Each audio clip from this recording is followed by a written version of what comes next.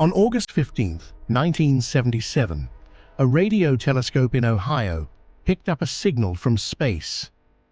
It lasted 72 seconds, and then it was gone forever. The telescope was called Big Ear. For years, it had been scanning the sky as part of SETI, the search for extraterrestrial intelligence. Scientists believed that if intelligent life existed elsewhere in the universe, it might be sending radio signals into space. Big Ear was listening. Every day the telescope collected data. Scientists printed the results and reviewed them by hand. It was slow, methodical work. Most days, nothing unusual. But on August 15, 1977, something was different. The signal that arrived that day was unlike anything the telescope had detected before. It came from the direction of the constellation Sagittarius, deep space, far beyond our solar system. It lasted exactly 72 seconds. That was not a coincidence. 72 seconds was the exact amount of time Big Ear could observe any fixed point in space as the Earth rotated. The signal lasted exactly as long as it should if it came from a stationary source in deep space. It arrived at 1,420 megahertz.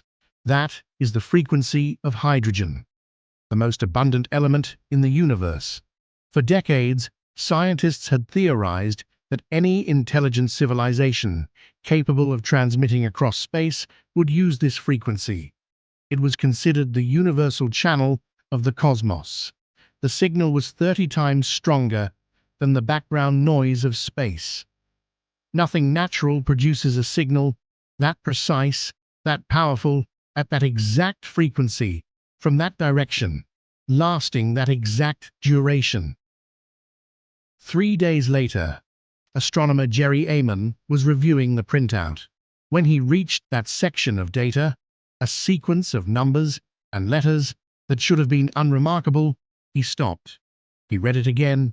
He circled it with a red pen and wrote one word in the margin. Wow. It became the most compelling evidence of potential extraterrestrial contact ever recorded. Scientists immediately pointed every available radio telescope at the same coordinates. They listened for days, weeks, months, years. The signal never came back.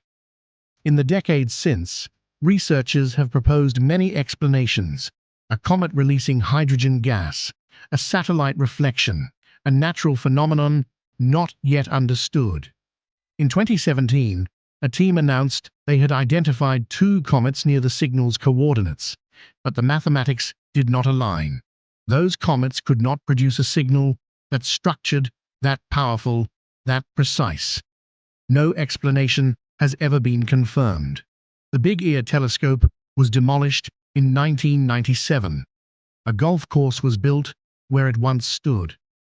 Whatever broadcast that signal in 1977, it sent it once. We heard it once, and in nearly 50 years of searching, we have never heard anything like it again. The universe said something. We just do not know what.